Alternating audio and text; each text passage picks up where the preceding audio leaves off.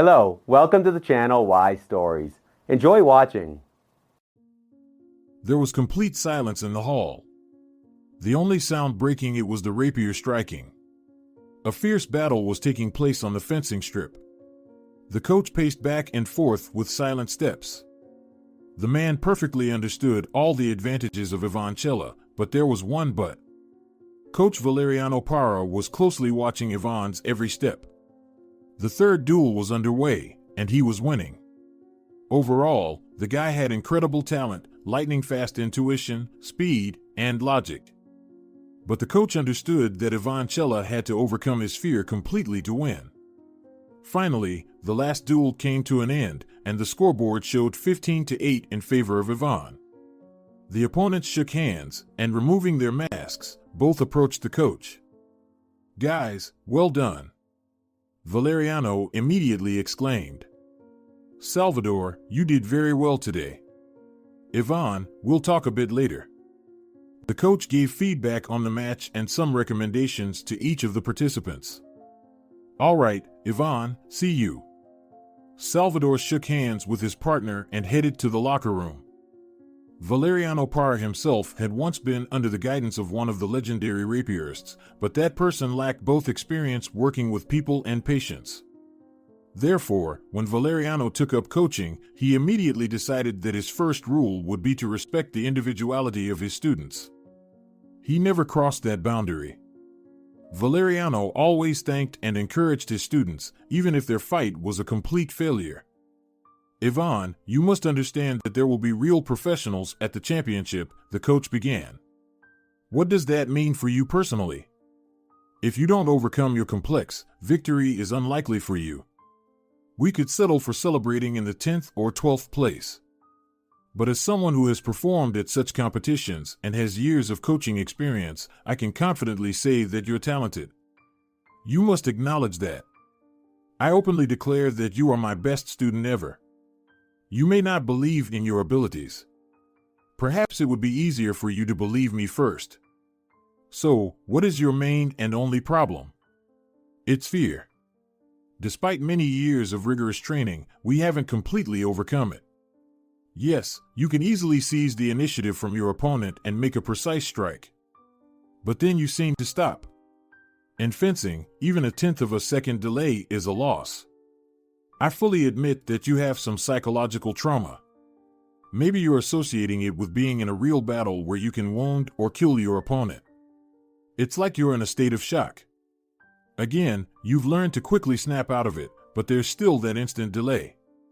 For example, you executed a series of attacks and earned a point. But from my perspective, if you had acted more confidently, it could have been not just 1 point but at least 2, maybe 3.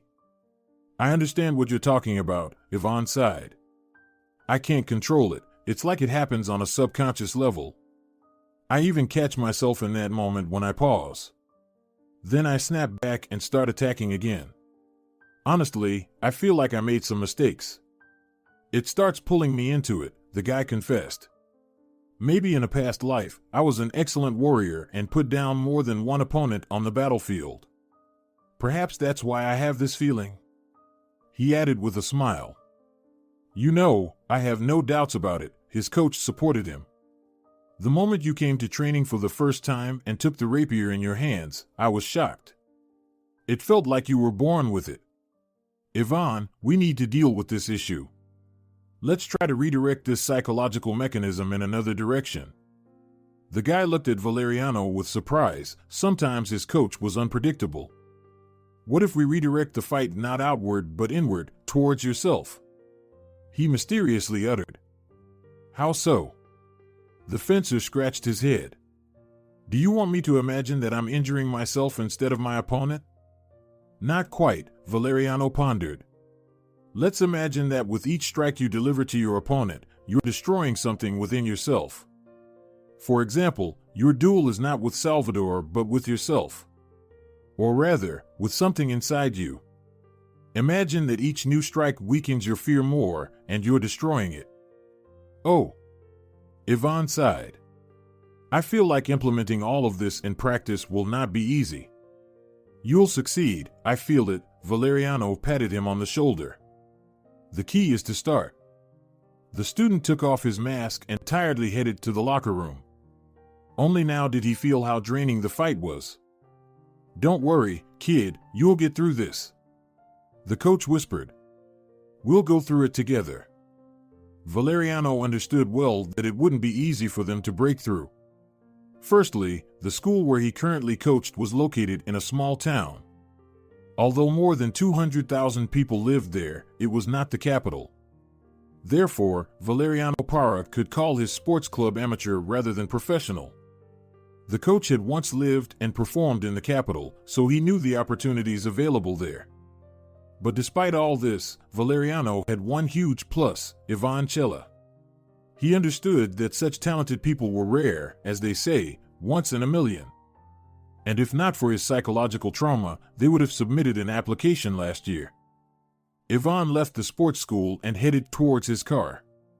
He kept thinking about the coach's words all the time. Ivon was almost 25. He came from a very affluent family, so in terms of material well-being, he had no problems. But something weighed on him from within. The guy decided to stop by his office a bit later. He took out his phone and called. "Rosanna, hi. I'm coming to you," Ivon said. "Listen, I want some coffee. I'm hungry as a wolf after the training." He laughed. Ivon Chela sighed and turned the key in the car. It slowly moved forward. 40 minutes later, the driver was already at the destination. "Ivon." A slender blonde rushed towards him. "Come in quickly," she said, taking him by the hand. The girl led her beloved to the kitchen, and he could feel the aroma of coffee in the air. "Why are you so sad?" the girl asked her boyfriend. "Did you lose the fight today or something?" "No, I won," the guy sighed. "Rosanna, you know, it's like there's some barrier inside me that doesn't let me rise higher. I'm tired of fighting with it. I have no strength left." "Oh my God, just give up that rapier of yours," the blonde replied discontentedly. "You're doing well without it. Your business is thriving, and you're making good money. Let's talk about us instead," she pouted. "Okay," Ivon smiled. "I talked to my parents yesterday, and everything about the restaurant is settled. As we planned, the celebration will take place on the 26th of August. So, we have almost half a year to mentally prepare for the wedding." "Yes, I'm ready," Rosanna laughed. "I can't wait. Ivon, I love you so much. Maybe after the wedding, we could move to the capital. I'm begging you." "Rosanna, you know I can't," the groom replied dryly. "I'd have to sell the entire business. Suppose I do that, what will we do in the capital? We'll have to start everything from scratch.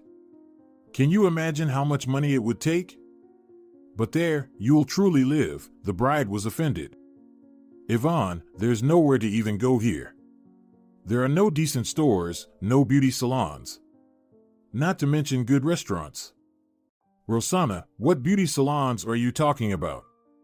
Ivon asked with irritation in his voice. "After the wedding, we'll start planning for children immediately, so you'll have entirely different concerns." "Well, give me a couple more years to have some fun," Rosanna said playfully, dragging her beloved into the bedroom. 2 hours later, Ivon Chela snapped out of it. He needed to be at work already. He kissed Rosanna again and rushed out of her house. Ivon Chela was the son of a local magnate who once bought a factory that was among the top 5 factories in the country. The volumes of work were extensive, so Marco Chela was a mega-rich man for his region. After graduating from college, Ivon inherited a part of his father's business and started trying to achieve decent results himself. Despite his father's money, Ivon could be called an atypical millionaire. He didn't like clubs or noisy gatherings. The love of his life was the rapier. When he was 10 years old, he accidentally peeked into a fencing section. At that time, Ivon tried himself in various sports. And the moment he took the blade in his hands, he instantly fell in love. For almost 14 years now, Ivon has not missed a single training session. 5 years ago, he first announced himself at the junior championship and showed quite promising results. A brilliant future was predicted for him, but he couldn't achieve it. For almost 5 years, he had been working towards his goal, and now, in 6.5 months, right after his wedding, he would have to defend his honor again. Ivon himself understood that his potential was much greater than that of his colleagues. But he couldn't realize it. Either internal fear or a sense of anxiety always stopped him. Ivon found it difficult to describe it in words, but he felt that if he were to win, as the coach said, it would be not an external victory but an internal one. So, he simultaneously dreamed of supremacy and feared it. Ivon Chela's car pulled into the factory gates. He had already gotten used to the constant noise and dust here. "Pedro, hi," he said to the foreman. "How are you doing today?" "Hi, Ivon." "Same as always," he replied. "Marco is also at work today." "My father didn't tell me anything about it," the young owner was surprised. "Well, I'll go and find him. If you need me, just call," he added on the go. Marco Chela was in the workshop, where his son found him. The man was giving some instructions. "Dad, what's going on?" His son approached. "Did something break?" The guy was worried. "Yes, the drum furnace broke. We need to fix it urgently." "Come, I'll show you." Ivon approached the massive cylindrical container with interest. His father detailed the incident while 2 mechanics retrieved their tools. The day turned out to be very tense, and Ivon returned home at almost 9 p.m. The guy still lived with his parents. Marco was currently constructing a large 2-story house for his son and daughter-in-law, which was intended to be their wedding gift. For his beloved Rosanna, the guy bought a small house on the outskirts of the city in a new neighborhood 2 years ago. The girl wanted to live in an apartment, but she insisted that Ivon buy her a 2-story house.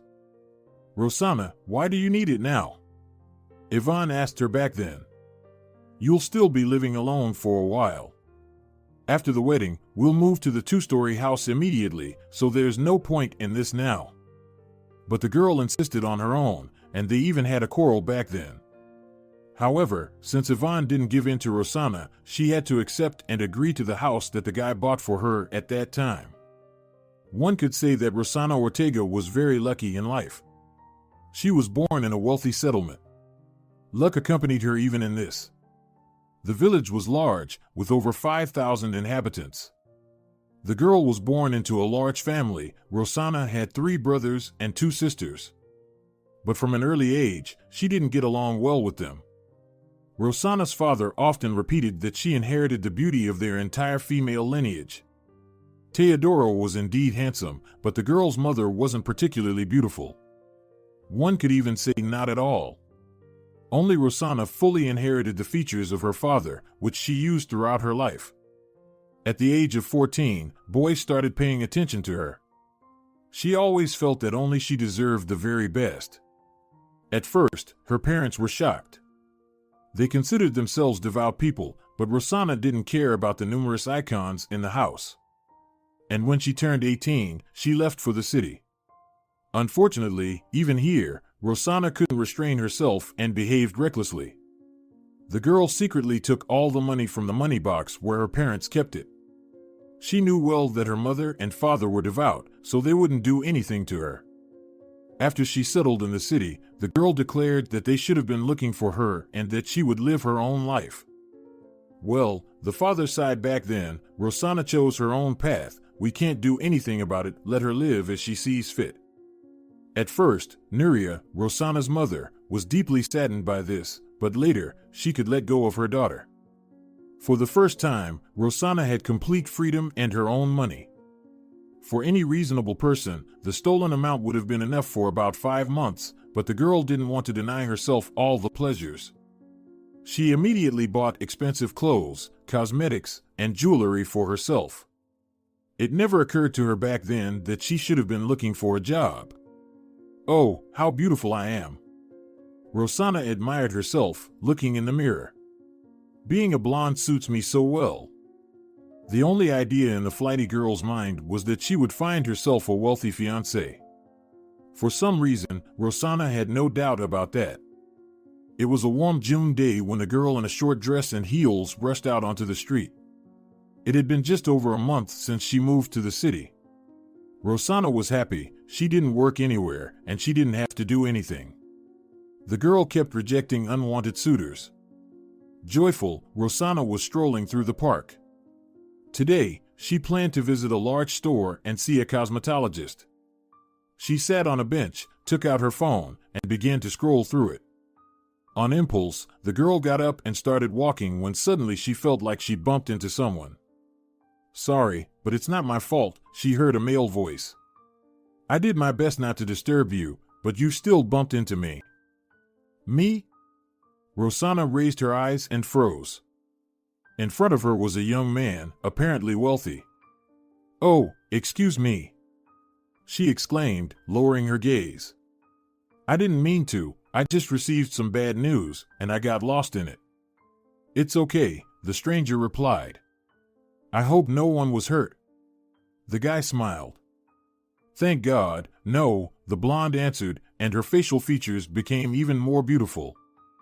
The young man stared at the girl in amazement. He realized that he might be late for a meeting, but he couldn't move from the spot.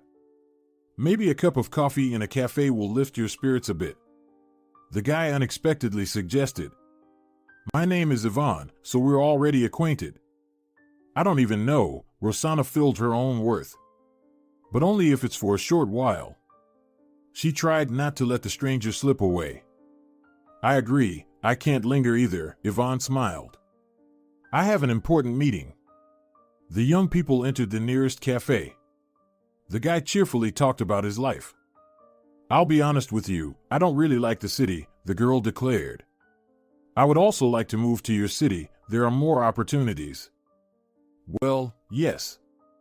There's almost 3 times more population there," Ivon replied. "So, there are more job opportunities.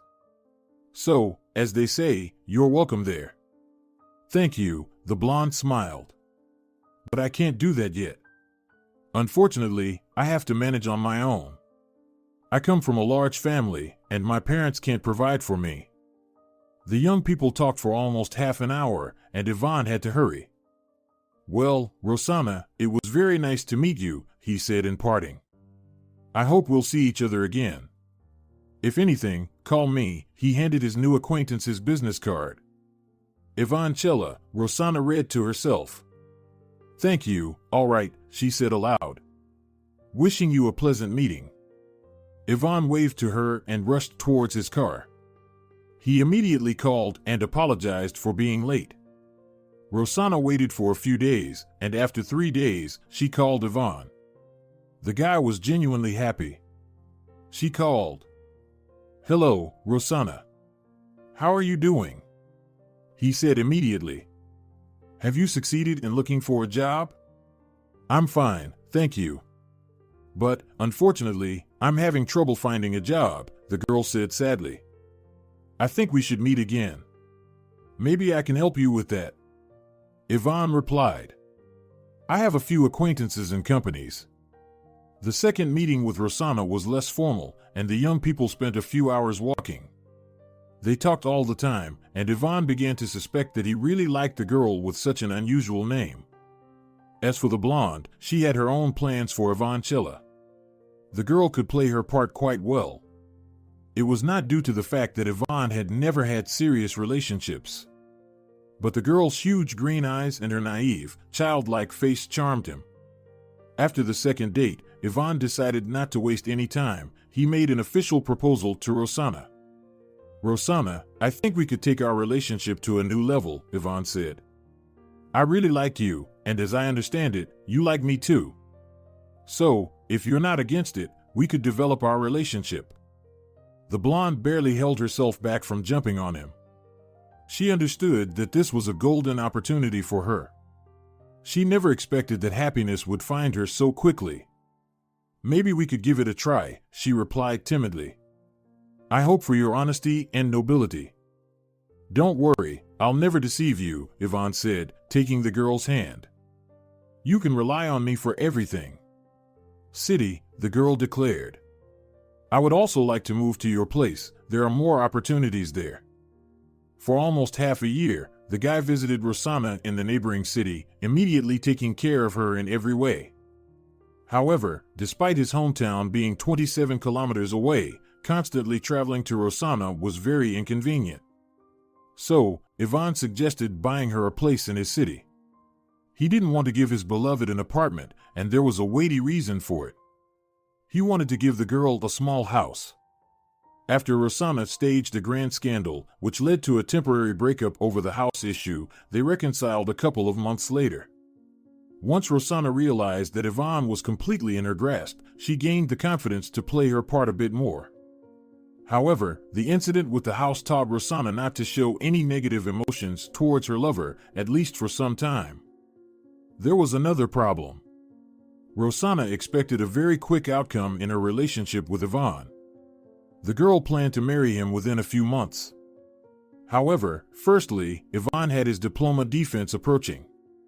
Secondly, he promised his father to take full responsibility for the factory. This required a year, so Rosanna had to wait for her beloved for almost 2 years. It must be said that once the girl moved, her life became more exciting, and Rosanna became bolder. Over time, she began to dream of the capital, but Ivon was strongly against it. It was already 11 p.m. when Ivon finished dinner. His parents were already asleep, but he started thinking over the words of his coach. Where does all this come from in me? Ivon pondered. I had a childhood that many would envy. I never got into any bad companies. But how should I deal with this internal fear? Maybe that's why I'm so afraid of heights. Again, precisely because of my fear, I never got involved with any bad guys when I was a teenager. The more the young man thought, the more he realized that he couldn't find an answer. Valeriano is right, Ivon said aloud. The rapier is close to me for some internal reason. It's not about winning as such, it's some kind of overcoming. But what or who? The further I go, the more resistance I feel. It's definitely not fatigue from fencing, I love it. It's some internal barrier that's stopping me. The closer the competition approached, the more resistance Ivon felt within himself. Not even the upcoming wedding could calm him down. It's a pity Rosanna isn't interested in any sports, Ivon sighed. Otherwise, she might understand me a little. But for Rosanna, her favorite sport was shopping and visits to beauty salons. Her body was still too young for fitness, so the girl spent her time in boutiques. It wouldn't be accurate to say that Ivon was bothered by all this, but it did slightly embarrass him. Rosanna, come on, do something. Her fiancé kept suggesting. I'll pay for any courses for you. If you want, you can even go to the capital. You have to be passionate about something in life. But I don't want to, the girl replied discontentedly. It's enough for me that I'm passionate about fashion. Do you think it's easy? Try picking the right clothing elements. You need to know the color palette and how the shape of a specific item affects the body. There's a bunch of things to know there. Excuse me, but fashion isn't always beautiful, Ivon retorted. Sometimes you look at all this horror that's being advertised. After all, much of it simply can't be worn. It's either ugly or completely impractical. Well, to follow trends, you have to endure it, sighed the girl. Do you think it's easy to walk in high heels? Yes, I really don't understand why women do it at all. The young man argued. It's like hanging weights on your legs and walking like that.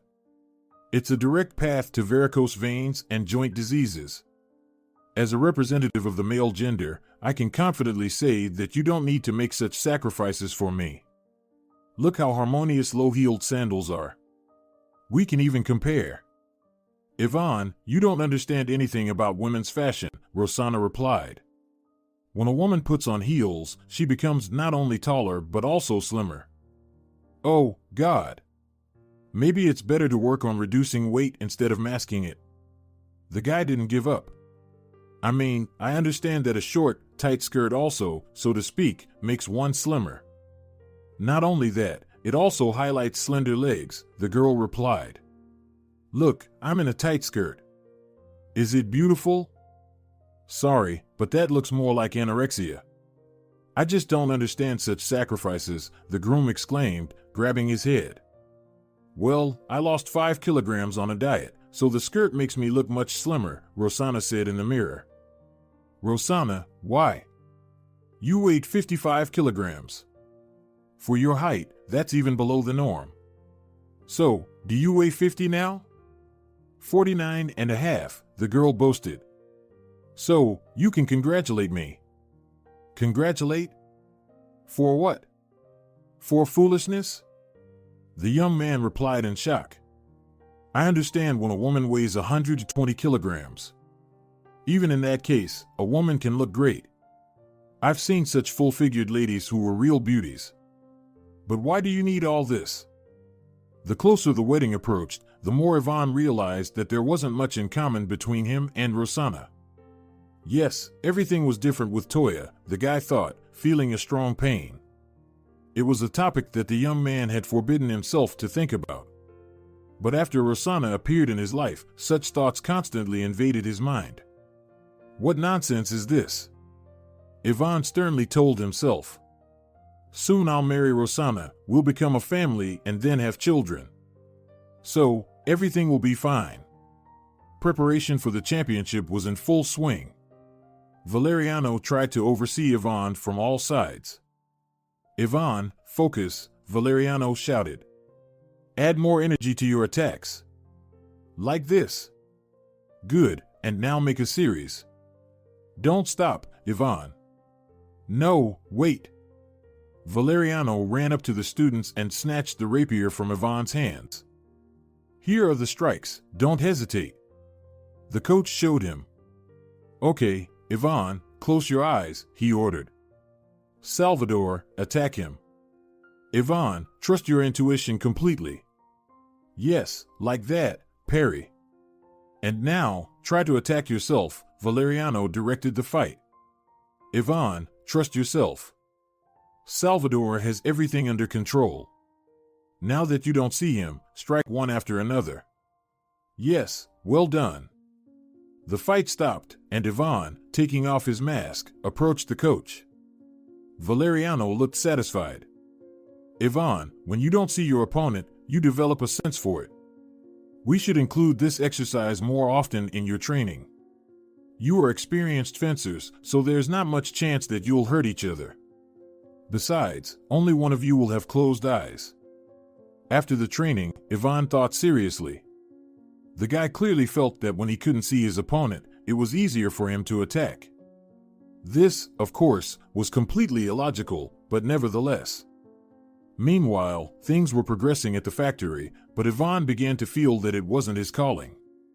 Dad, Marco's son said at some point, I feel like the factory is not for me. Ivon, what are you saying? His father looked at him in amazement. You've been dreaming of heading it for so many years. What happened to you? I don't know. Lately, I just feel like I don't want to deal with cement, the son replied. But this is not serious, the man objected. The factory is our life. You won't earn so much money in any other business. Yeah, but I don't need much. What am I going to do with it? The guy asked dryly. You've earned enough that it will last for 3 generations. All right, Marco said coldly. Get rid of this nonsense in your head. You will soon be a family man, you will have children. How will you provide for your wife and them? Well, with my abilities, I can do anything, the son didn't give up. But his father wasn't any longer listening. He waved his hand to stop Ivon from continuing the conversation. That evening, the guy wanted to talk to Rosanna about it. He really needed someone's support. Ivon, what are you saying? The bride looked at him in horror. But what will we live on? Rosanna, I can start another business with that money, the guy tried to convince her. Well, it's not for me. Can't you understand me? No. The girl replied sharply. You, first of all, should think about the family. But am I not thinking about it? The young man was surprised. I'm not renouncing my obligation. Ivon, but you said yourself that I wouldn't work anywhere.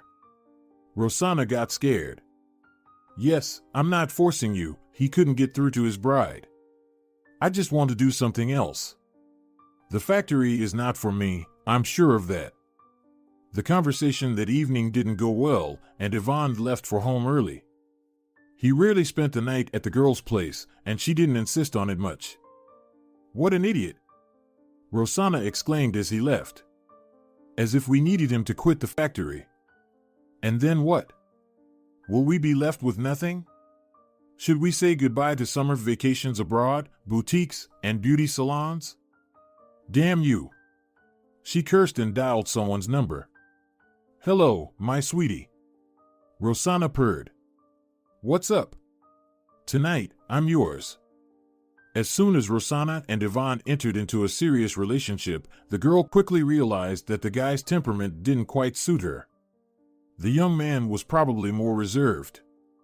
He didn't indulge in wild passions in bed and didn't experience ecstatic sensations. Very soon, the girl realized she wanted something else. Well, what am I going to do about it? She asked herself. Give my youth to a man who can't satisfy me even once a week. And how am I going to live with him? Of course, I'm ready to do anything for his money, but why should I suffer? Rosanna took advantage of the fact that Ivon trusted her completely, and after a year of their relationship, she began to cautiously explore the ground for romantic affairs. And since the girl was indeed attractive, she soon found the lover she had dreamed of. But there was one but. Arturo wasn't wealthy. Moreover, as it turned out, Rosanna had to support him. A taxi stopped in front of Ivon's fiancé's house, and a handsome guy quickly went out of it. Rosanna, my love. He rushed to his beloved. God, how I missed you. He lifted her in his arms and carried her to the bedroom. An hour later, they were sitting in the kitchen, and Arturo was enjoying the dinner prepared by the girl. Rosanna, thank you. It's so delicious. He exclaimed. I can't understand why you're so sad. Didn't you like it? I did, but this jerk wants to leave the factory.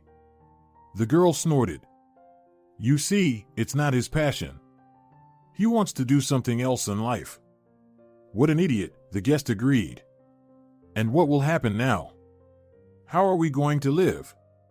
I don't know, Rosanna sighed. Of course, I told him no, let him just try. I'll stand my ground.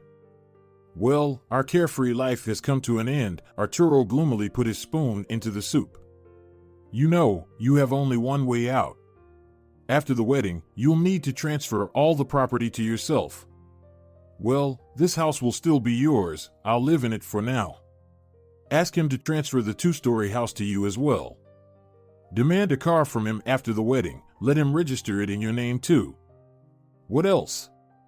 Some country house. Buy various valuables with his money so that you can take them with you later. Arturo, do you think all this is so easy? The blonde objected. It's like walking on a razor's edge. Everything needs to be done in such a way that he doesn't suspect anything. Rosanna, I love you, you know that, the guest kissed the girl. I'm ready to do anything for you. Look, I even left Eleonora forever, though she still calls me. Tell your Eleonora that I'll claw her eyes out, Rosanna got angry. Just dare to call her again. I don't call her. You can check, if you want, the guy got offended. I'm not to blame that I'm so good in bed that all the girls go crazy over me. Well, in that, I agree with them, the blonde purred.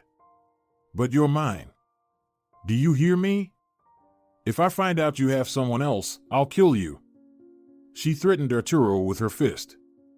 The guy quickly got up from his chair, picked up Rosanna in his arms, and again carried her to the bedroom. Ivon returned home in a bad mood. No one wanted to understand him, neither his father nor his beloved woman. I feel like I'm completely alone, he exclaimed, grabbing his head. They don't understand me at all, he thought. Why do we have to do what others want, not what we want? His mind exploded with questions. It's not that Marco didn't love his son. He probably didn't understand him. The man wanted to provide security for both himself and Ivon. But he didn't realize one thing, in such a rapidly changing world resembling chaos, it was impossible to achieve this. It was possible to create a temporary illusion that everything was under control, but from time to time, something still happened. Something that disrupted the established sense of security. There was a month left before the wedding, and there was a hustle and bustle in Ivon Chela's house. On the one hand, everything was prepared for the celebration. They bought the wedding dress and suit. But in the air, there was a feeling that something else hadn't been done yet. Ivon, his mother said one day, "You probably should invite Rosanna for dinner.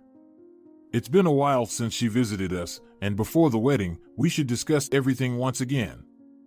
"Okay, Mom, how about Friday?" "I won't have training that day," the son suggested. Ivon was so engrossed in his affairs that he completely forgot that he had agreed with his parents to bring Rosanna for dinner. "Rosanna, hi." He called his fiancée. "I'm coming for you. I forgot to tell you that we're having dinner at our place tonight. Get ready quickly." "You're coming to my place?" the girl asked in horror. "Ivon, but I'm not at home now, sorry."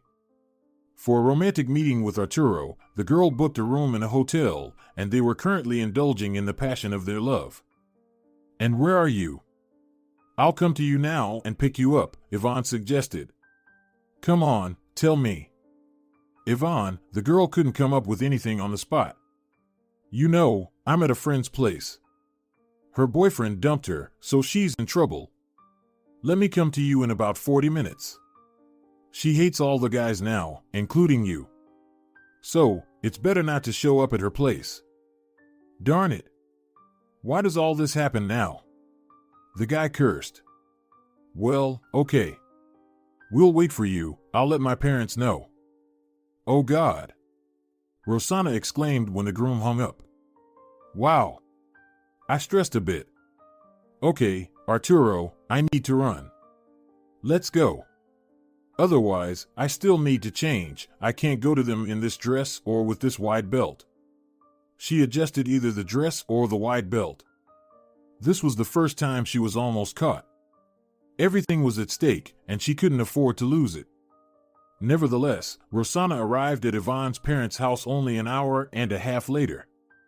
I wanted to leave, but when she told me she was going to jump out of the window, the girl fabricated a story on the go. I couldn't leave her in such a state. Late in the evening, Ivon took his fiancée home. He undressed and passionately started kissing Rosanna. "Ivon," the girl tried to pull away from him, "let's leave it for another day. I got too nervous. I have a headache." "Okay," the guy replied displeasedly. He embraced his beloved again and left the house. "Oh God. I won't let him touch me again." The bride was angry. "I can't stand him. After Arturo, he's just an insensitive monster." Rosanna also felt that it wouldn't be easy for her. Her disdain for Ivon grew every day, and the girl didn't know how to control it. "The main thing is to live with him for about 2 years to take as much money as possible," the blonde reassured herself, "and then accuse him of infidelity and file for divorce. Besides, I told him many times I would never forgive infidelity. So, he won't be able to prove the opposite. For myself and Arturo, I'll endure it." But everything wasn't that simple. Ivon was in a very complex state. He needed support, and he couldn't get it from Rosanna. The guy started to think more and more about whether he really needed this wedding. "Oh God, I just feel so clearly that neither the factory nor Rosanna is what I really want," he was thinking. "What should I do?" Ivon tried to be honest with himself about how he felt towards his beloved. "Do I love Rosanna? I love her, that's for sure," he tried not to lie. "But there's something missing in her, and I don't understand what. Does she love me?" A question arose in his mind. "I don't know," he said aloud. "I really don't know how women love. Well, except maybe Toya. I somehow don't doubt that she was sincere." A few days later, Ivon couldn't stand it and talked to Rosanna. He was very nervous. "Rosanna, tell me honestly, do you love me?" He looked her straight in the eyes. The girl didn't even understand at first what he was asking.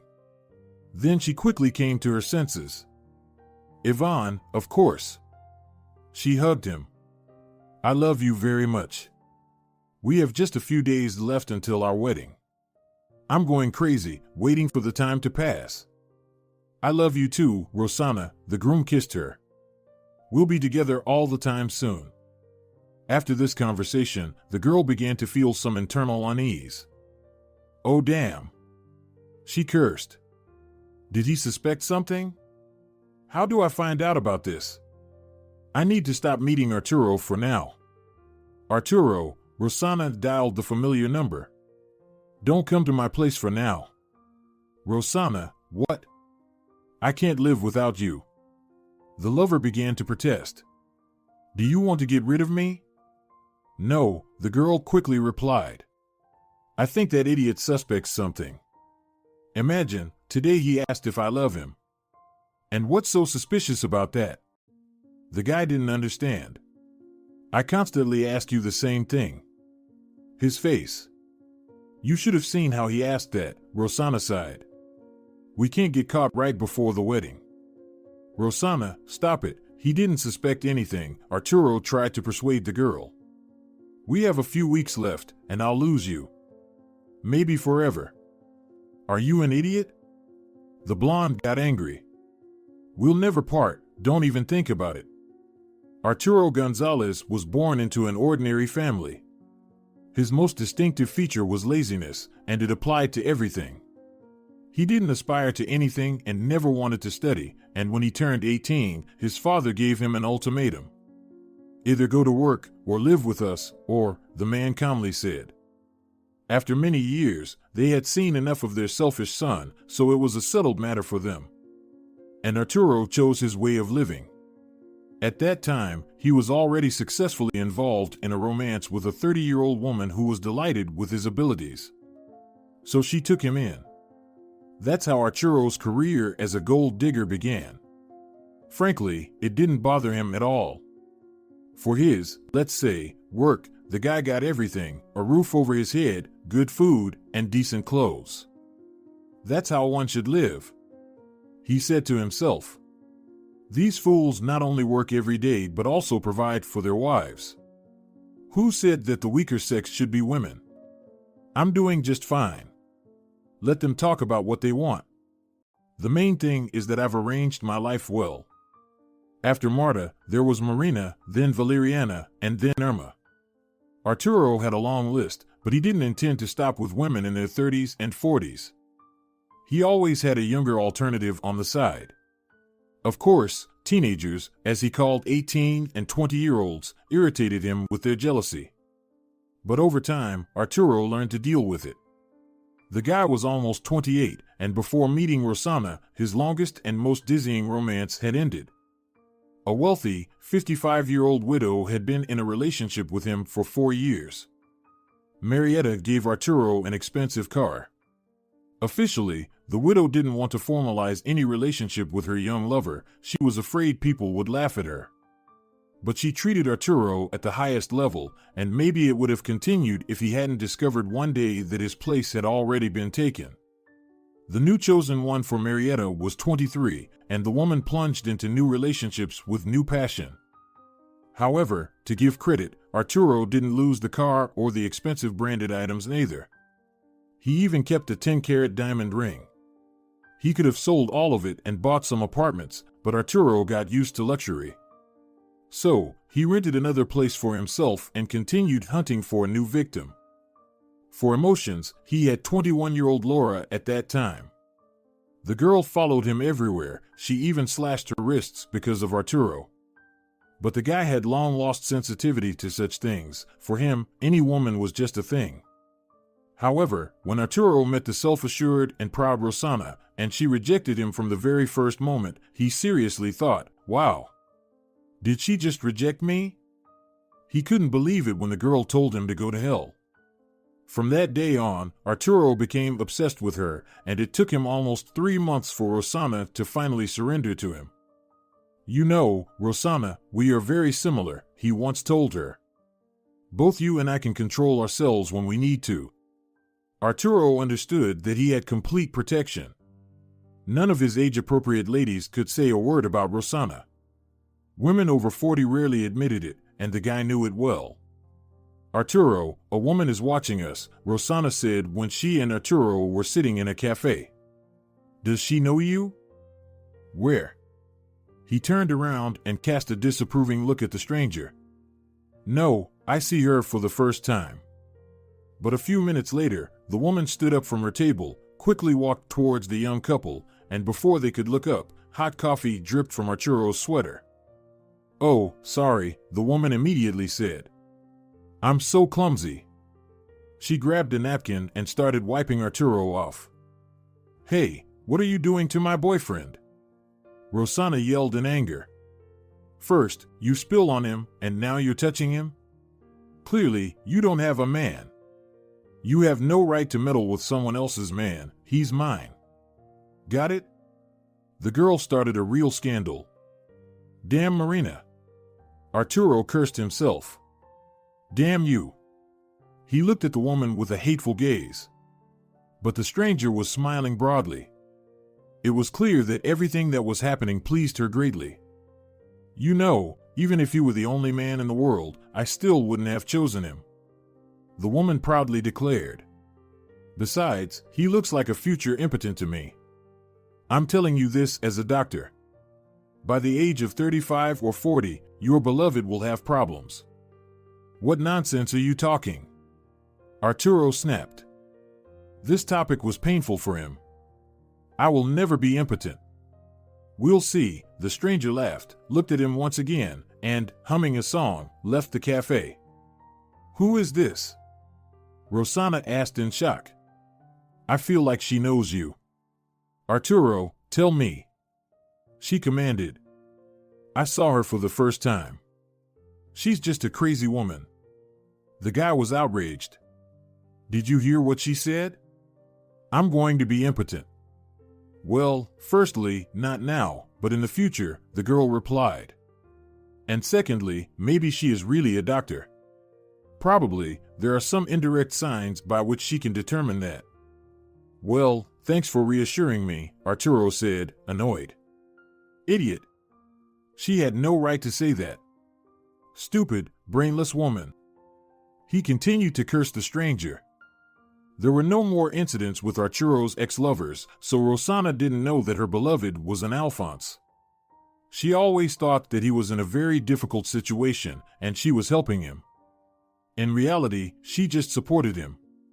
And when the girl told him that they shouldn't see each other for some time, Arturo was genuinely scared.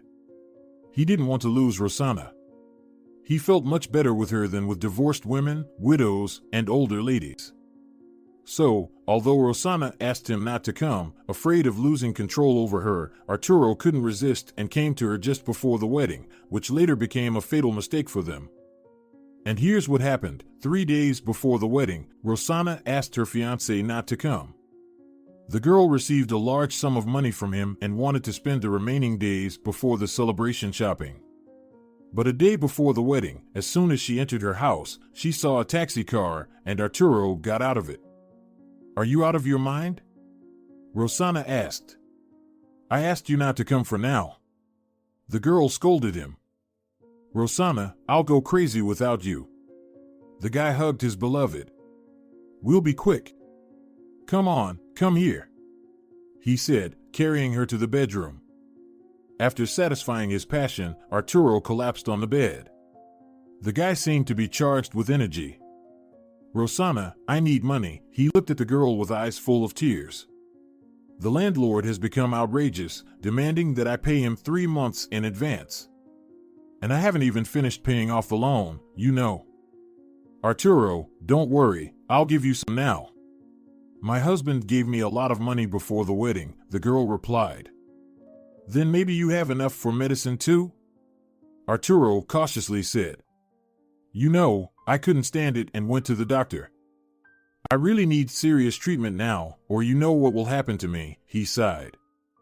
"Don't worry, my love," Rosanna hugged him. "Tomorrow, I'll become Ivon's wife, and then you'll have money constantly. You'll live here. I'll tell that idiot that I'm renting the place to you, he'll believe me. In a few months, we'll buy you a car and then an apartment. I'm so scared, tears streamed down his cheeks. I feel like as soon as you get married, I'll lose you forever. Rosanna, I love you. Arturo, my love, I won't let you go, the girl kissed her beloved. On the contrary, in 2 years, we'll be together. I'll return to you, not empty-handed, just wait a little.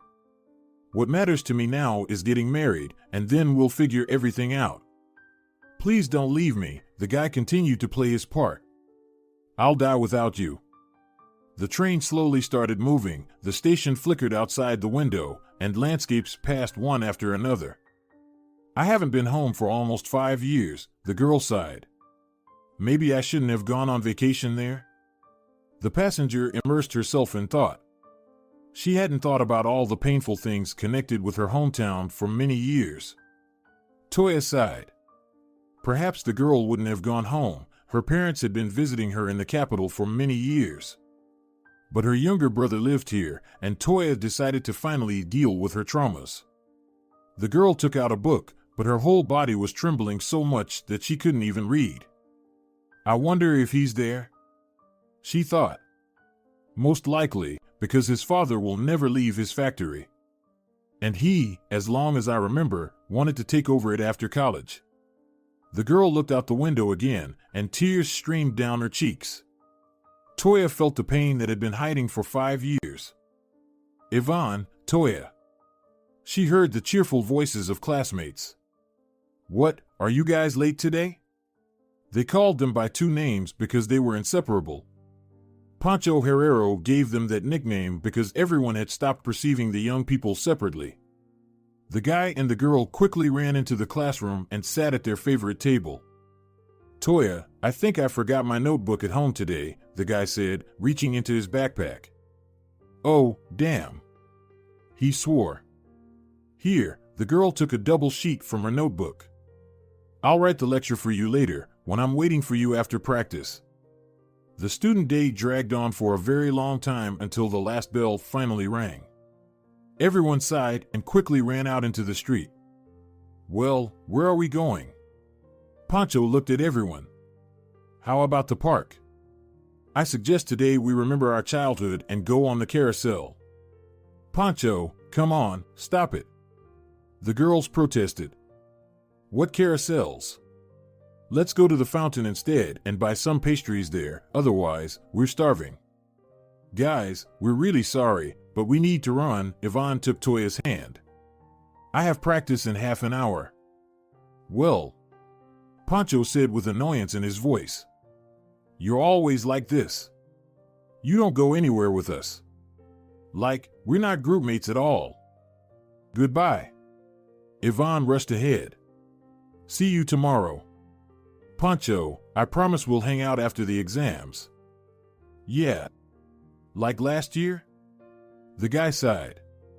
You could have postponed your trip to the capital then. But his friends didn't hear him. They were running full sail to the sports school. Toya knew well that Ivon hated being late, especially for his fencing practice. Ivon and Toya were friends from the very first year. It couldn't be called love.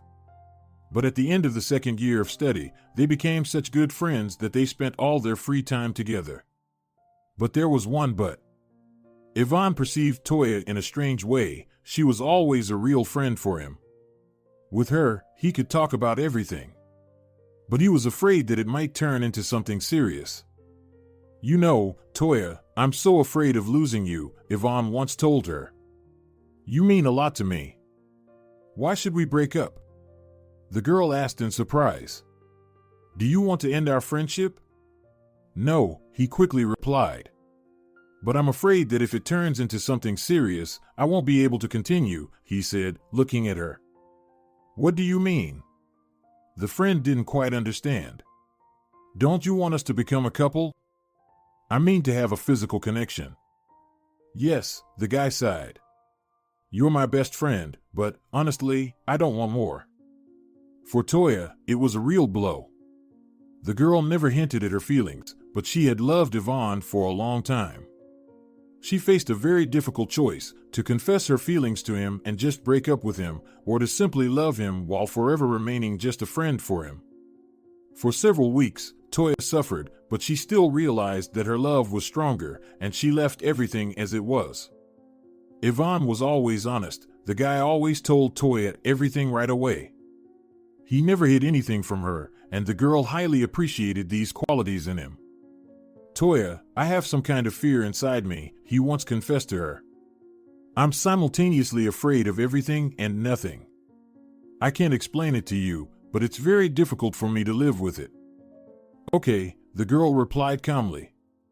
"Let's reason together. Let's start with specifics.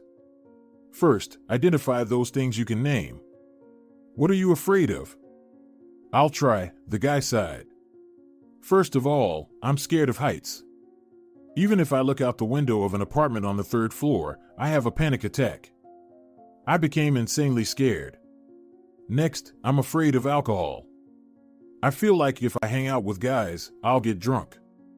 I have a fear of big dogs. I'm terribly afraid of becoming homeless and living on the street. I feel dislike and anxiety when people laugh at me. What else? I have a panicky fear of relationships. Besides you, I have no real friends but you." "Well, I can confidently tell you that most people experience such fears," the girl smiled. "How would you describe your fear if you didn't categorize it?" "Oh, I don't know," Ivon fell silent. "Maybe I can describe it with a specific situation." The guy pondered. "It's like I'm in a large room. There's a dim light bulb hanging from above, and its shadow falls on the floor and walls. I'm alone, and suddenly the walls start closing in, as if they want to crush me. Oh God, even just imagining it, I start to panic," he barely uttered. Toya embraced Ivon and tried to calm him down. The girl understood that it was a real struggle for him. Half an hour later, Ivon came to his senses again. After this incident, Toya felt even more how much Ivon needed her, even if only as a friend. But time passed, and it became increasingly difficult for the girl to hide her feelings. She knew for sure that she needed only Ivon Chela. He was always there for her, but there was always a distance between them. The 3rd year of study was coming to an end. The exams were in full swing. Young people were heading home from another exam. In 2 days, they would take the last exam. "Ivon, let's go to my place," Toya suggested. "Let's eat something and discuss the last exam." Ivon and Toya often visited each other's homes. There was never a problem with that, and the guy agreed. "Pancho, I'm so tired of all this already," he sighed. "The 3rd year is already ending, but there's no end in sight to all this. Imagine if we were only in our 1st year," the girl laughed. "The glass is half full, not empty." "You're such an optimist," Ivon Chela replied sadly. "Although, on the other hand, I can't even imagine what will happen when we finish college." "Well, with you, everything is clear," Pancho replied. "You'll take over your father's factory, and I will probably leave this place." "Where will you go?" Ivon said in fear. "Toya, are you planning to move?" "What about me?" He looked at her with pleading eyes. "Well, just because I moved to another city, we won't stop being friends, will we?" Pancho refuted his fears. "But what if you get married and have a family?" he said in shock. "I'll lose you." "But you'll get married someday too, Ivon," the girl said with a gentle voice. "And you'll have a family and children too." "I don't want to," he said, lowering his eyes. "You're everything I have," Ivon whispered. The girl began to stroke his face, and unexpectedly, Ivon kissed Toya. He started to passionately embrace the girl, and for the first time in their friendship, something serious happened between them. After Ivon left, Toya was simply over the moon. She loved him with all her heart and was ready to do anything for him. But her happiness didn't last long. Toya was heading to the university for the final exam. Ivon didn't answer her phone, and she thought he would be waiting for her by the entrance, but he wasn't there. Ivon arrived very late for the exam, but Toya waited for him. Ivon, are you feeling unwell? She calmly asked him after the exam. Toya, everything's fine, he replied dryly. Can we talk? The guy added. Her friend looked at him in confusion. The girl had a premonition of something bad. Toya, you're my best friend, and I want to apologize to you. Ivon tried not to look into the girl's eyes. We shouldn't have done that. Ivon, I love you, the girl couldn't hold back. Do you understand? And she burst into tears. I can't, he said. I don't love you, I can't love my friend, please forgive me, he said, running away. Toya understood that she wouldn't be able to study with Ivon at the same university anymore. She rushed home and had a serious talk with her parents in the evening. During the summer, I'll work for now, she tried to convince her parents. And during the semester, I'll have evening part-time jobs. Besides, I'll transfer without losing a year of studying. Toya's father and mother were strongly against their daughters moving to the capital. But each of them knew that Ivon was the meaning of her whole life. Toya collected her documents and went to enroll in the capital. She blocked her friend's number, but he didn't call her during all that time. He missed Toya terribly, but his internal fear paralyzed him so much that Ivon couldn't even move. And what a blow it was for him when, at the beginning of the 4th year in September, he got to know that Toya had left. The girl turned away from the window. She was tired of watching houses, trees, and cars flash by. Maybe I'll make the bed and lie down, Toya thought to herself. What's the point of sitting and grieving over the past? But her thoughts wouldn't let her go, and she immersed herself in memories again. The most challenging period for Toya was the first 3 months after the move. She constantly stopped herself from calling Ivon and telling him everything. But then Toya would come to her senses and honestly admit that her friend had never lied to her. He had told her from the very beginning that he didn't want any serious relationships between them. What else could he have told me, the girl thought. Toya, I'm sorry, but I'm scared of having relationships. What did I want from him? Just for him to admit to me that he's a coward? But he never hid it, he always told me everything honestly. The problem is that I loved him. For almost 5 years, Toya had been running away from herself. She even tried to date other guys, but everything felt wrong to her. She always saw Ivon's face in front of her. She quickly gave up on that. Well, I'll be alone then, Toya told herself. I won't make myself do it, let it be as it will be. After graduating from college, Toya joined a large company. Her salary was modest in the first year, but then it started to rise. She earned well and took out a loan for an apartment. 3 years later, her younger brother moved in with her. Julio lived with his sister for about a year and then rented his own place. So, from the outside, one could say that the girl's life was quite settled. Toya loved trains like the one she was on. She boarded in the evening and arrived at her destination by morning. Oh, how long it's been since I've been here, the girl thought, stepping onto the platform. Well, hello, dear city. In the distance, Toya's father appeared. They were a little late, and he waved to his daughter. Hi, Toya. Her father joyfully hugged her. Your mother and I literally overslept. A few minutes later, her mother rushed up to her. She practically threw herself at the girl. Mama, come on, what are you doing? Her daughter calmed her. I finally managed to come visit you, but I'm not dead. Toya's father loaded her suitcase into the trunk, and they drove home. The house was filled with the aroma of Toya's favorite cabbage pies, homemade cutlets, and salad. Mom, I'll eat everything now. The daughter laughed. Did you decide to fatten me up? Yes, is there anything decent in your capital besides fast food? Fina Duran protested. Just look at yourself. You're so skinny. Mom, I'm not a skeleton. The girl laughed. Dad, tell her. Okay, stop counting kilograms here. I'm as hungry as a wolf. Roberto Duran retorted. Your mother didn't even give me one cutlet. So, I came to meet you hungry. Nothing will happen to you, his wife replied, displeased. Just look at your stomach. It can fit triplets in there. Well, I'm not to blame that it's growing. The man hugged Fina. Besides, someone cooks very deliciously. Toya was watching her parents with pleasure. After many years of married life, they had become, as they say, perfectly attuned. Their daughter couldn't remember when they had scandals or arguments. Well, maybe sometimes one of them would get offended and not speak for 3 days, which was the worst that ever happened. Toya, her father said after a hearty breakfast, we don't want to hide anything from you, but there are rumors that Ivon is getting married soon. Dad, I have nothing to say about that, the girl sighed. I can only wish him happiness.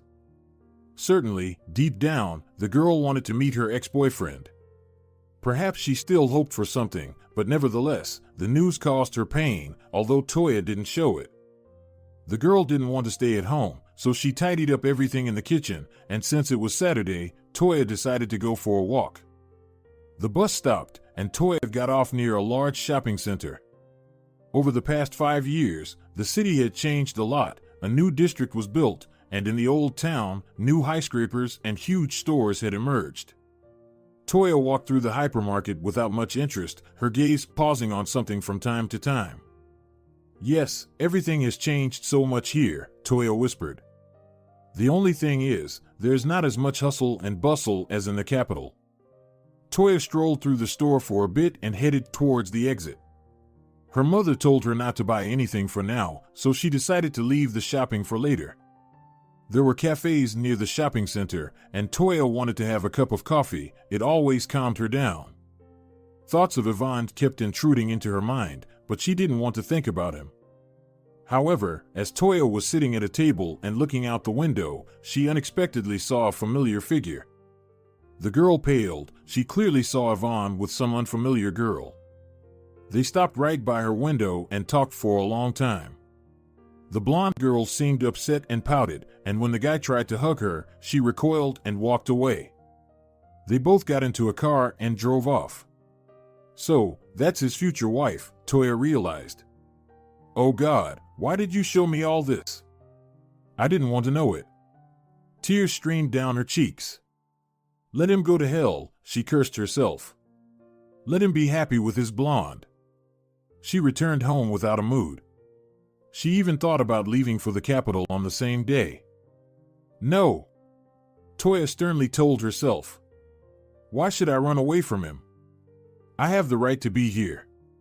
Besides, there's nothing between us anymore, and it's been a long time. The only time we were together doesn't impose any obligations on us. Toya took some time to compose herself, feeling a bit lighter. She didn't want to visit anyone or meet her old friends. She wanted to be alone. So, as she managed all the housework, she would either visit neighboring towns or stroll around her own city. Probably after about 5 days, Toya was walking around the city. She didn't want to think about anything. She entered a large store and wandered aimlessly through it. There were a few customers, and Toya didn't pay any attention to them. Well, I told you, exactly the same, only blue. She heard a dissatisfied voice. By inertia, Toya turned around and saw the familiar blonde. The girl was surprised. The customer was expressing dissatisfaction with the service. Do you even know who I am? She shouted throughout the store. I'm practically Ivon Chela's wife. I guess I don't need to explain who he is to you. So, it would be better if you were more careful with your words. Oh my God, what? Toya thought. Is Ivon going to marry her? In shock, the girl whispered. She looks like a mercenary girl. Oh God. Toya was about to leave the store when the blonde's phone rang. She immediately answered the call. Yes, darling, hello. The girl announced to the entire hall. I've almost finished my business, wait for me.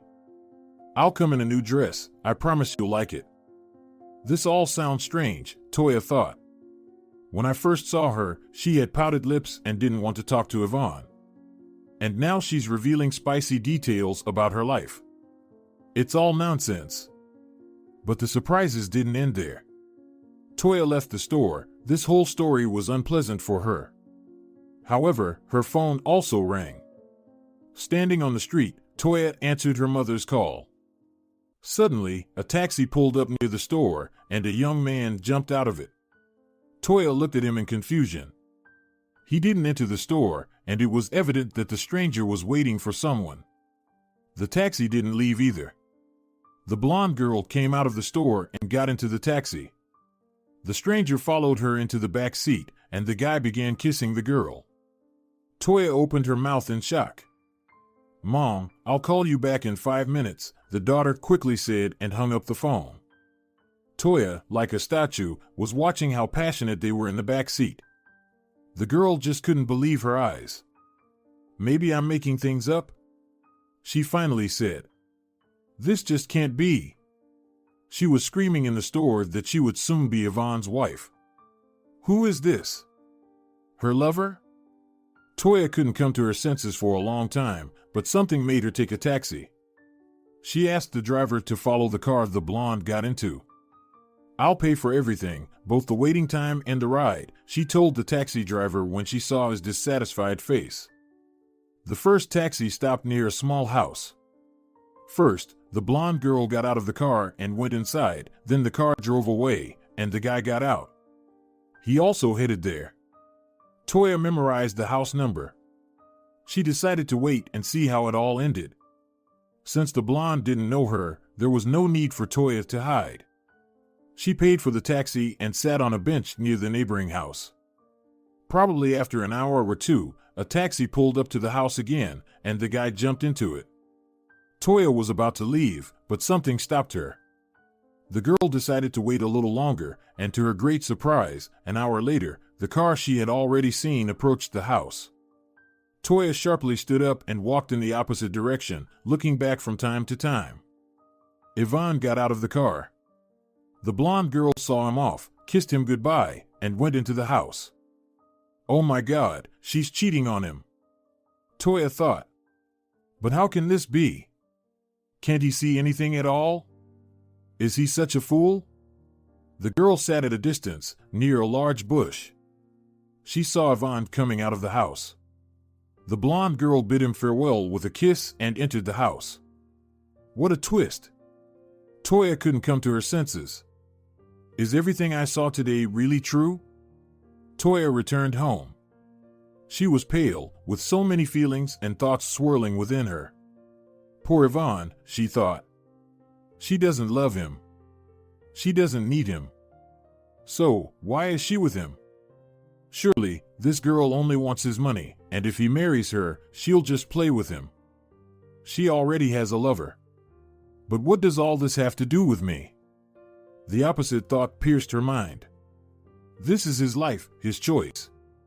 I offered him my love, and I would have loved him for the rest of my life, but he rejected me. Now let him pay for it. If a person doesn't want to learn from love, then they learn from pain. Toya tried to calm down, but it was not working for her. She felt the need to make a decision. However, she didn't know what to do with all of this. Maybe I should talk to him, she pondered. And he'll say to me, "Why are you interfering?" Then how can I help him? And should I even do that, considering we are no longer friends? For several days, Toya felt out of sorts, and she didn't even go outside. Her parents were working all day long. She arrived in her hometown on August 15th, and so much has happened since then.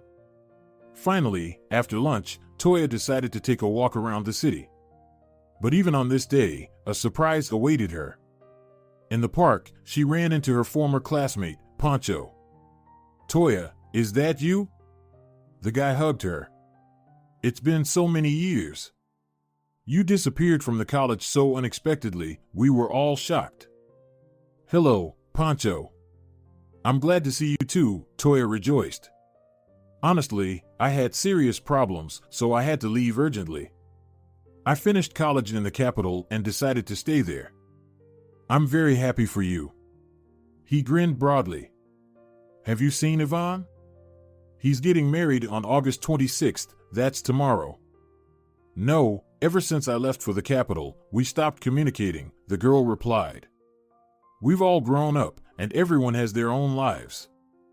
The young people talked a little more and bid farewell to each other. Toya felt very uneasy, and the events unfolded like a dream.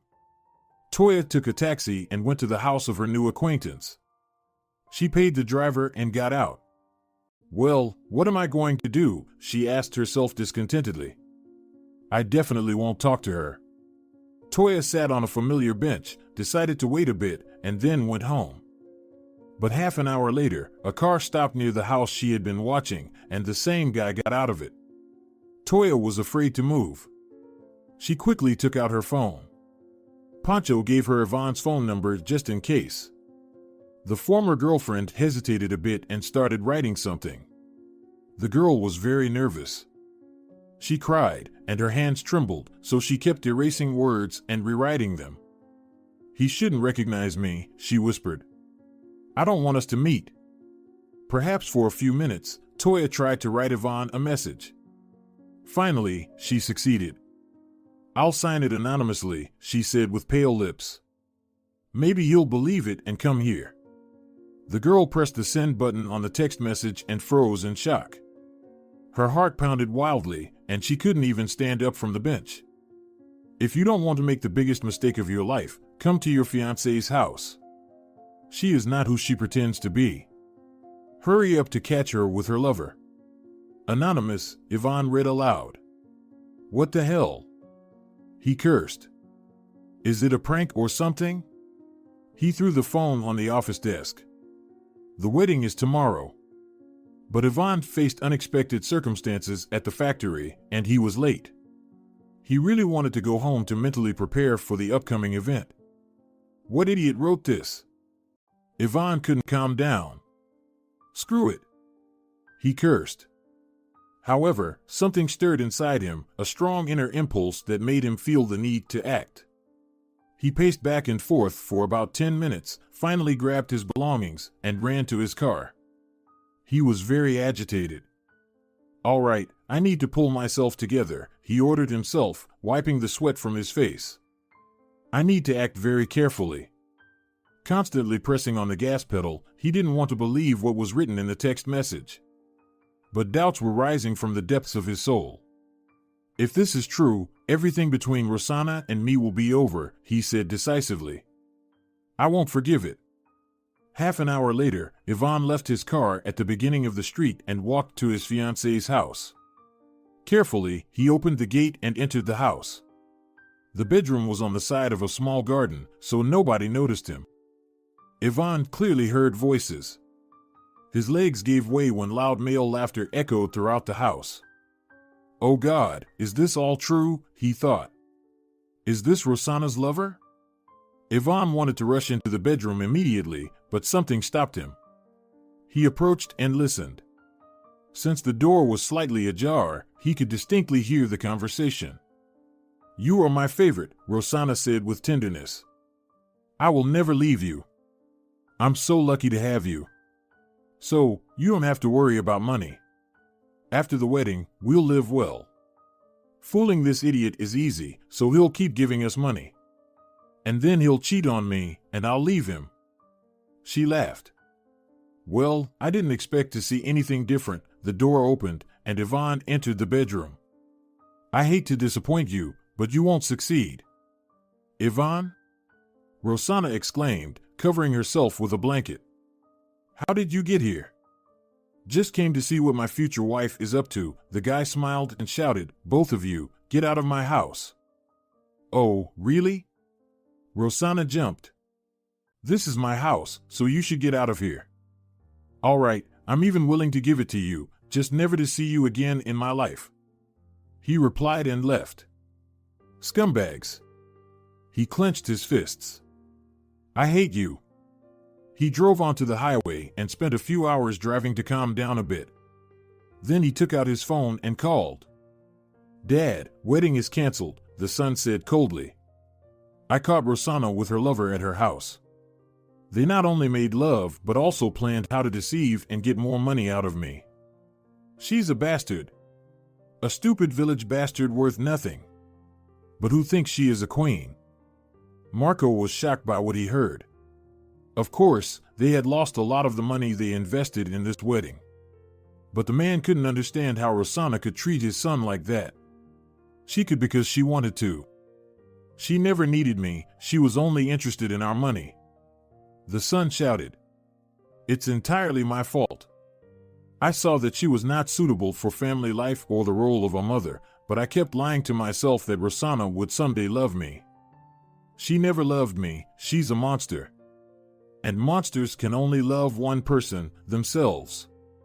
After Rosanna's betrayal, something seemed to change in Ivon. He felt a newfound strength. He clearly realized that his former fiancée was just a cover for him, so he wouldn't have to work on himself. Yes, with someone like Rosanna, he no longer felt an internal fear because she didn't make him change. Yes, she didn't need him. In her eyes, there was only money, not him. So, it was convenient for him. On the other hand, there was Toya. She wasn't afraid of anything. She was ready to pull him out of his swamp and carry him on her back up the mountain. She needed him. She wasn't interested in his position or status. She simply didn't care. People like Rosanna would always be parasites. How much he hated her. For almost a week, Ivon disappeared on the fencing track. His anger motivated him to the point where he pushed himself relentlessly. Enough! The coach shouted. Come on, take a break, you can't go on like this. You'll kill yourself by the time the competition comes in a week. I won't, it's okay, Ivon muttered, putting the mask on again. I won't stop. By the start of the competition, Ivon Chela had managed to divert his attention a little. He focused more on the match than on Rosanna and her betrayal. The preliminary fights went smoothly for Ivon. He felt an inner strength within himself. Valeriano often paced around, knowing that Ivon could, but now everything depended solely on him. Valeriano was very anxious. It was a make-or-break moment in his entire coaching career. The competition continued, and Ivon entered the top 6. Valeriano was praying silently. Oh Lord, at least let there be bronze. Ivon, come on. He whispered, suppressing his emotions. Valeriano knew what Ivon Chela's opponents were capable of. One of them, David Castro, had won this award and could be called a fencing genius. Valeriano understood that dealing with him would be very difficult for Ivon. But dealing with the other 4 was quite realistic. Ivon stepped onto the fencing track. He greeted the judges, the opponent, and the audience with his rapier. Alesh. The main judge's command echoed, and the duel began. Yes. Valeriano couldn't contain his emotions. Ivon, come on. You can do it. Valeriano was so tense that he didn't even notice David stepping onto the fencing track. Ivon paled. I won't fight with you, Ivon whispered to himself. I will fight with myself. As soon as he said that, it was as if some shadow had detached from him and overshadowed David. Ivon didn't understand what happened next. He only saw his rapier piercing the dreadful shadow. This is for everything. You deserve that. A voice echoed in his head. I'm not a coward, I don't need you. Die, fear. The judge's command sounded, and the fight stopped. Ivon saw himself standing on a high cliff. Some figures separated from him, plummeting down. He saw its distorted face and heard a cry for mercy, but inside him, there was absolute peace. A minute later, Ivon felt as if he were expanding. Ivon, well done. The coach rushed to him. You did it. He cried, hugging him. Ivon couldn't understand what was happening. David approached him and shook his hand with a smile. Thank you, the guy said. It was the best fight of my life. I've never met opponents like you before. He turned and walked away. Did I win? Ivon looked at Valeriano in shock. Is it true? He couldn't come to his senses. Colleagues from the sports school were crying with joy next to him. Ivon looked at the scoreboard with unseeing eyes. 15-13 in favor of Ivon said, and only now did he realize that he had won in the final. "Oh God! It can't be!" he shouted. It was not just a triumph for Valeriano and his school. It was Ivon's main victory. He finally conquered his fear.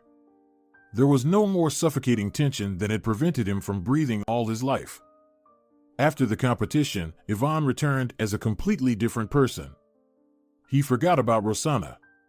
It seemed to him that all of that happened so long ago that it no longer made any sense to him. Ivon felt such a desire to live. He felt that nothing could stop him anymore. Only forward, he told himself then. I won't stop at this. And it was not about the rapier, but about overcoming himself. The guy clearly realized that his life would change completely now. So, 3 days after returning from the capital, Ivon had a serious conversation with his father. "Dad," the son began. "I'm very grateful to you for what you've done for me, but I'll leave the factory. Now I exactly know what I want to do. Please don't dissuade me. I no longer want to live someone else's life. I want to be myself." Marco felt that it would end like this. He didn't say anything to Ivon. Toya anxiously waited on the bench. The girl decided to wait for another hour and then give up on everything. And when she was about to leave, Ivon pulled up to the blonde's house. Toya was very frightened. "Oh God, what if he kills him now?" she thought. "What have I done?" Toya started crying. She couldn't move. About 15 minutes later, Ivon appeared again, quickly jumped into the car, and drove away. No one came out of the blonde's house for a long time. It was getting dark. Finally, a knock on the gate was heard, and a familiar guy appeared on the street. He hugged the homeowner and spoke loudly. Then a taxi arrived, and it took him away. 2 weeks later, rumors started circulating in the city that Ivon Chela had canceled the wedding. The girl couldn't believe it. Toya, today the guys at work said, her father said during dinner, that supposedly Ivon's bride had a lover, and she made a deal with him to rob Ivon Chela. "Dad, is that really possible?" The daughter asked through tears. After all, sooner or later, she would have been caught. "Well, yes," Roberto replied with a full mouth. Ivon was lucky. You can imagine that everything was revealed the day before the wedding. They say some kind person wrote to him and asked to visit the bride. Who could it be? Toya said in fear. I mean, who could write such a thing to him? Well, it doesn't matter, her mother replied. The main thing is that everything was revealed in time. Ivon just got lucky, some good people crossed his path. The next day, Toya decided to visit the cemetery. She had only a few days left, and the girl was planning to return to the capital. Hello, Giorgio, the girl put flowers on the grave.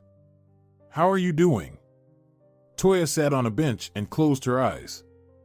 Giorgio Longorio was her favorite teacher. It must be admitted honestly, he liked Toya and Ivon very much. The students often visited his house and engaged in discussions on various topics. He was a very kind and generous person. When Toya came to pick up her documents from the college, she met Giorgio in the corridor. Toya, what's wrong with you? The teacher got scared, seeing her pale face. Something happened? Giorgio. The girl burst into tears and ran to him. I can't take it anymore. Come on, let's go to my place, he said, taking her hand and leading her to his laboratory on the ground floor. My dear Giorgio, I'm leaving for the capital, the student stammered, telling him. As I understand it, you don't want this? The man sighed. Toya, are you sure that this is the best for you? I am, she nodded. I love Ivon very much, but he doesn't love me. He told me himself. My girl, Giorgio hugged her. Ivon is a good guy, but he is currently closed not only to you but also to himself. I'm sure time will put everything in its place. You and Ivon are a wonderful couple. It was the last time Toya met her favorite teacher. In early September, he passed away, and the girl couldn't attend his funeral. Toya? She heard a familiar voice. The girl was even afraid to open her eyes. "What are you doing here?" "Ivon? I came to Giorgio." "I came here for the same reason." He looked at her in surprise. "I didn't know you were in town." "I've been here for almost a month," Toya replied. "I'm leaving the day after tomorrow." "How have you been? Why didn't you tell me anything?" Ivon asked, ignoring her question. "Ivon, we've grown up, each of us has our own affairs." Toya tried to smile. "I heard you got married." "Congratulations." "Thank God, I'm saved." He sighed. "I've always been bad at understanding people, especially women." "And how about you? You're probably married by now." "No," the girl said quietly. "I'm not very lucky with that either. I'm not in a hurry to get married." Ivon sat next to Toya on the bench, and they remained silent for a long time. A light rain started to fall. "Toya, forgive me," Ivon suddenly said. "I was such a fool. I wanted to run away from the best girl in the world, but couldn't." He looked directly into his friend's eyes. "I always knew I loved only you, but I was afraid to admit it to myself." Toya even stopped breathing. It seemed that at that moment, her heart would jump out. "Ivon, please don't," she pleaded. "I won't survive another breakup." "We're not going to part anymore," he said, taking her hand. "Toya, I love you. I've been thinking a lot about you lately. I need to tell you something, even if after this you won't talk to me anymore." Her voice trembled. "It was me. I sent you that text message." "You?" Ivon looked at her in amazement. "But how did you find out about everything?" "It happened completely by chance," the friend replied in a quiet voice. "At first, I saw you with that girl when you got into the car together. Then, again by chance, I saw her in the store. Apparently, she was talking to her lover. On the way out of the store, I bumped into him. He was waiting for her. I don't know why, but I followed where they went by taxi. I was in complete shock when I saw them kissing in the taxi. On that day, something inside me made me go to her house. And when I saw that guy again, I didn't know what to do. A day before that, I met Pancho, and he gave me your phone number.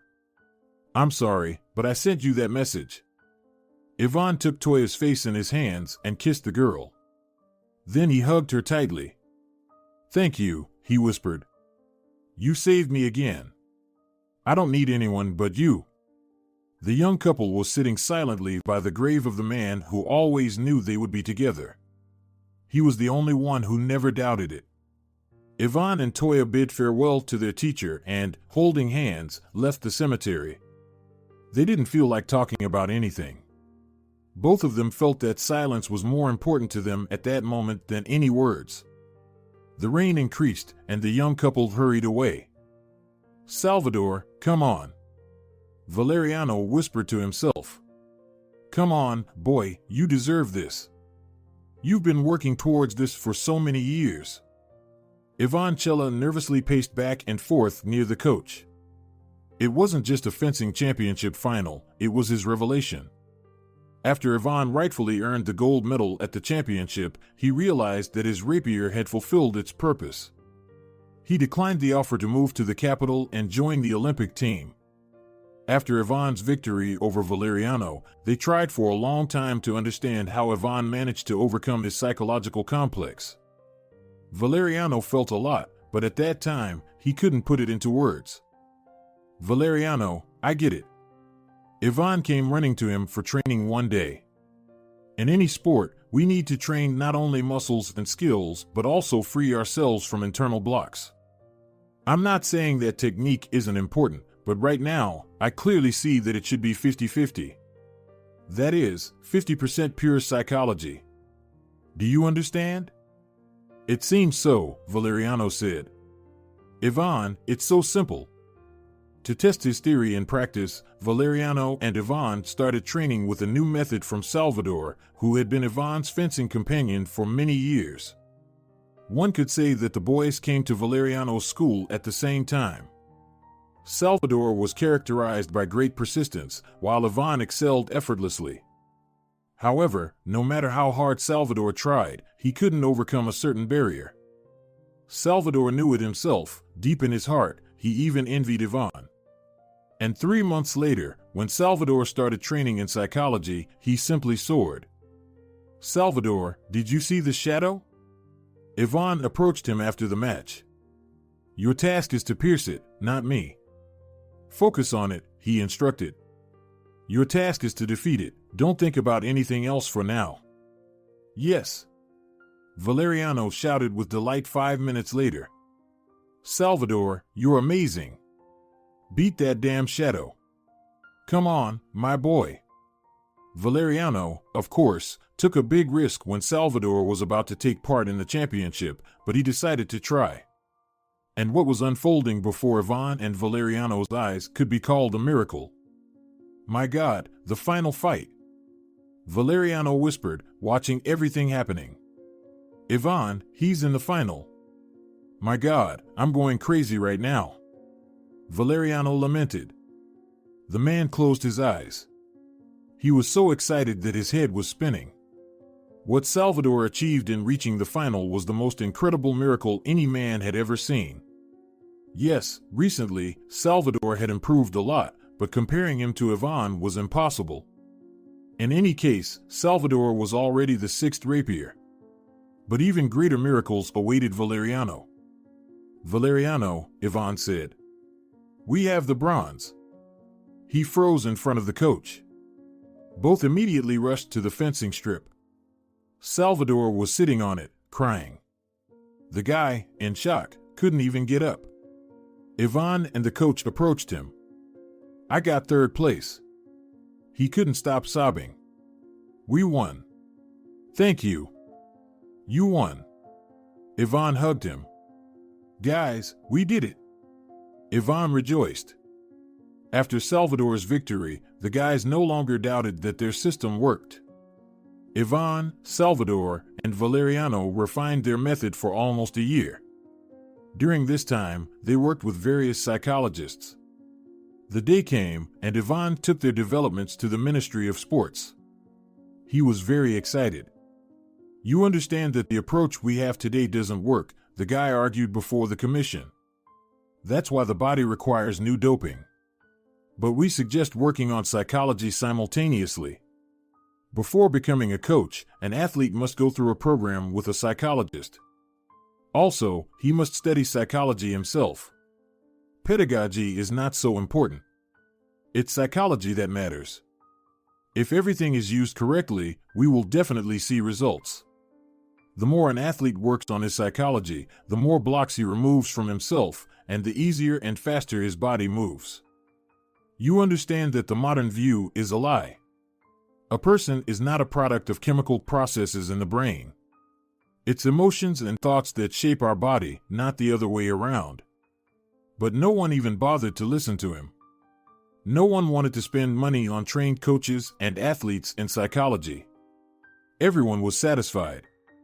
"Well, damn you," Ivon cursed. "Then I'll act on my own. I don't need anything from you." Thus, the first center was created, teaching coaches, masters, and teachers psychology. Initially, there were few requests, but after a few years, some began to wonder why this small town took gold and silver in fencing every year. Track and field, and even swimming, joined Valeriano's school. Coaches completed 6-month courses and started teaching children differently. The results were simply stunning. Valeriano, Ivon, and Salvador became the main teachers of the course at the Coaching Psychology Center. Others joined them later. Of course, the bureaucratic system refused to acknowledge the effectiveness of such an approach. But here and there, someone used some elements of the new approach. One day, Ivon and his family went to a big city. And when driving through the central streets, a huge billboard suddenly appeared in front of them. It was an advertisement for an athletic school, with the inscription "Jump higher than your fear" across its entire width. Over the past few years, Ivon Chela's life has seen so many events that the man found it hard to believe. After Ivon and Toya got married, the girl immediately returned to her hometown. She supported her husband all the time. In her hometown, Toya worked for about a year and became pregnant. Ivon probably lasted for about 3 years at the factory. After they launched their own coach training program, he finally quit his father's factory and fully focused on educational activities. Later, Toya joined him. She left her educational center only after giving birth to their 3 children. A few years later, their educational center released several books that helped coaches or teachers improve not only their communication skills with their wards, but also assisted in their personal growth. Over time, the guys started going to various training sessions, which helped develop their system. Almost until the age of 30, I was a very timid person, Ivon usually shared. And I must confess to you, I'm not ashamed of it at all. It's normal to experience fear in the chaotic world we live in. And many go into sports to fight it. That's how it was with me. I thought that if I achieved some significant results, my fear would go away. I nurtured this hope for many years, but to my surprise, everything turned out to be the opposite. Only when I started getting rid of my fears and anxieties did my fencing skills improve. And it was not just me, there are already thousands of us. So, we must be grateful for life, even for fear, because it's a huge opportunity to overcome ourselves.